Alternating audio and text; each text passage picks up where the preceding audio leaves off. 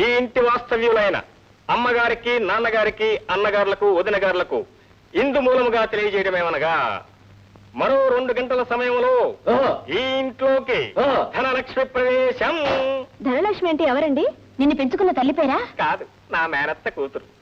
ఏం ప్రశ్నలు అండి, చొప్పదండి ప్రశ్నలు. ధనలక్ష్మి అంటే తెలీదా?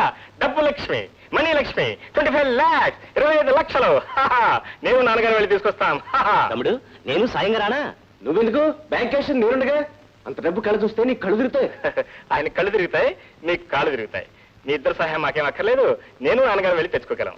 జై ధనలక్ష్మి.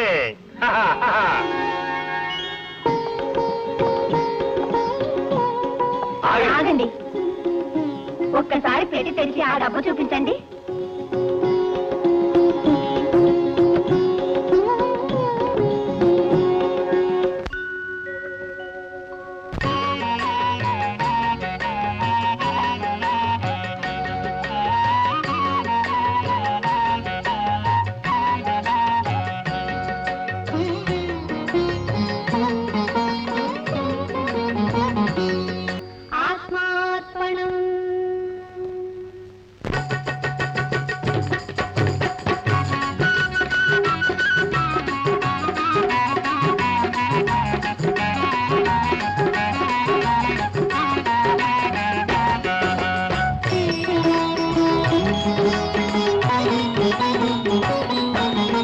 పెట్టెలో అమ్మ ఓ శ్రీలక్ష్మమ్మ, పెట్టెలో అమ్మ ఓ శ్రీలక్ష్మమ్మ, పెట్టెలో అమ్మ. కొడుకులు జడ కోలాటాలాడగా కోడళ్ళే శివమెత్తి పాడగా, కొడుకులు జడ కోలాటాలాడగా కోడళ్ళే శివమెత్తి పాడగా, అత్తమామల పాలిటి భక్తి శృతులు మిల్చి మామతులే పోగా, పెట్టెలు అమ్మ ఓ శ్రీలక్ష్మమ్మ, పెట్టెలు అమ్మ.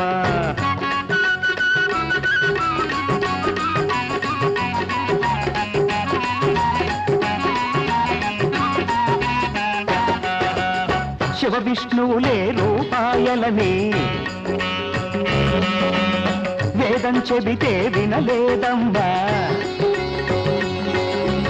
శివ విష్ణువులే రూపాయలని వేదం చెబితే వినలేదమ్మా. అపరాధం క్షమించు తల్లి, నీ రాకను చూసి తోకలేని ఈ కోటులాడితే తెలిసిందమ్మా. పెట్టెలు పెట్టెలు పెట్టెలు అమ్మ ఓ శ్రీలక్ష్మమ్మ, పెట్టెలు అమ్మ. Srimad Ramana Govinda. Grand grand my son, grand. Hearty congratulation. ఏనాయనా, డబ్బు పంపకాల విషయం రేపు చాలా మంచి రోజు నాన్న, రేపు మాట్లాడుకుందామా? రోజు మంచి అండి నాయన, మనసు మంచిదిగా ఉండాలి, కానీ ఇప్పుడే మాట్లాడుకుందాం.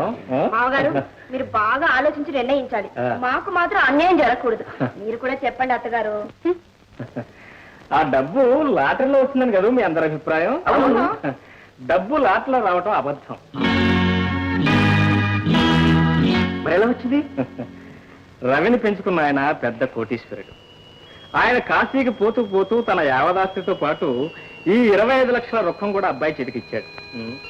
రవి మీ తమ్ముడైనా నాకు బిడ్డైనా ఆ రొక్కం మీద సర్వ హక్కులు వాడికే ఉన్నాయి. ఇక పంపకాలంటారా? మీ అదృష్టం వాడిష్టం, వాడిష్టం మీ అదృష్టం. అంతవరకు ఇంత డబ్బు ఈ ఇంట్లో ఉండటం ప్రమాదమేమోనండి? ప్రమాదం లేదు, నీ ముఖం లేదు, ఊరుకోబోయ్. అబ్బాయిలు లేరా, కొడవలు లేరా? తెల్లవారులో నిద్రలు పోకుండా వంతులు వేసుకుని కాపలాలు కాస్తారు. ఏనా ఆయనలు? గుడ్.